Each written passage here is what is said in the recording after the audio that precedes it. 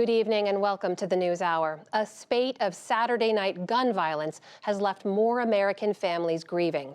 Police in 2 states are imploring people to come forward with information on the shooters. In Dadeville, Alabama, a gunman killed 4 people at a birthday party. And in Louisville, Kentucky, 2 people died when someone fired into a crowd at a public park.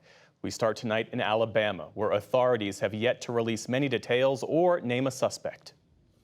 To my young people out there, I want you to know that you are not going through this by yourself. Another community in mourning after 4 people were killed and at least 15 teenagers were shot when gunfire broke out Saturday night during a Sweet 16 birthday party in the small town of Dadeville.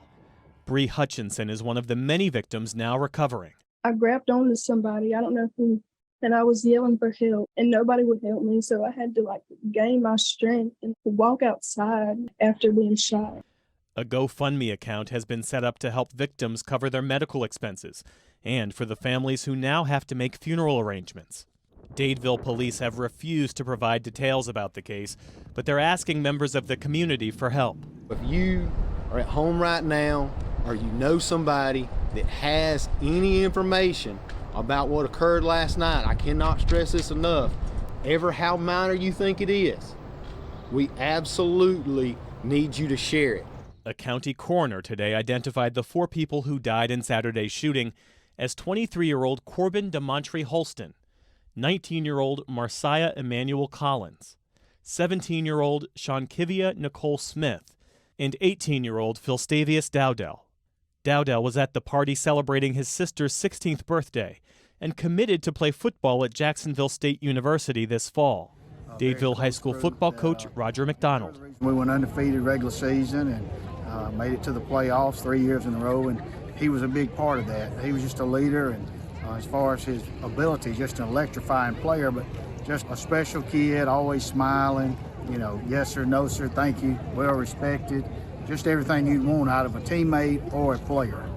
According to the Gun Violence Archive, Dadeville marks this country's 15th shooting this year, where 4 or more people have died. Today, a bipartisan group of 162 U.S. mayors sent a letter to Congress demanding gun safety legislation, asking the question, how many children must die, how many adults must die before our nation takes action to reduce gun violence. Anger also grew this weekend over a recent shooting in Kansas City, Missouri, where a black teenager was shot after showing up at the wrong house. Residents are calling on police to charge the shooter. Our communities correspondent in Missouri, Gabrielle Hayes, has the story. Outrage and sorrow filled the streets of Kansas City Sunday morning as America learned the name of yet another black teenager on a growing list of those who've been shot, Ralph Yarl. The 16-year-old high school junior was hospitalized Thursday night after being shot in the head while trying to pick up his younger siblings. Police say Yarl mistakenly knocked on the wrong door and was shot there twice, in the head and in the arm. Yarl is now in stable condition, but with a life-threatening injury. He was released from the hospital and is now recovering at home, his father told a local newspaper. His aunt joined protesters yesterday. My nephew is alive, and he is healing. It is not the story that individual intended for us to tell. Police have not yet publicly identified who shot Yarl, but the homeowner was taken into custody on Thursday and placed on a 24-hour hold. He was then released with no charges yet, pending further investigation. They are looking into whether the shooter was protected by Missouri's Stand Your Ground laws, which allow for the deadly use of force in self-defense. We recognize the frustration this can cause in the entire criminal justice process. The women and men of the Kansas City Police Department are working as expeditiously and as thoroughly as we can. Police have not yet shared the shooter's race, but civil rights attorney Ben Crump, representing the Yarl family, says he is white. In a statement released today, Crump questioned the police's decision to release the suspect, calling him armed and dangerous.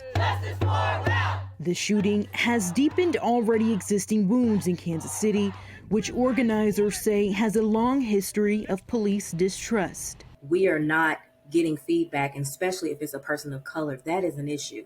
And it's a constant issue with Kansas City Police Department and people of color in this community, Northland, Midtown, all of Kansas City. It's like a slap in the face. It's disrespectful.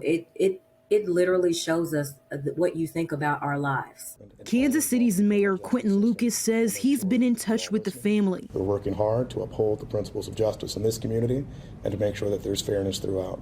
A GoFundMe started by Y'all's aunt described him as academically driven and musical, as the section leader in his marching band. She says he has aspirations to attend Texas A&M and major in chemical engineering.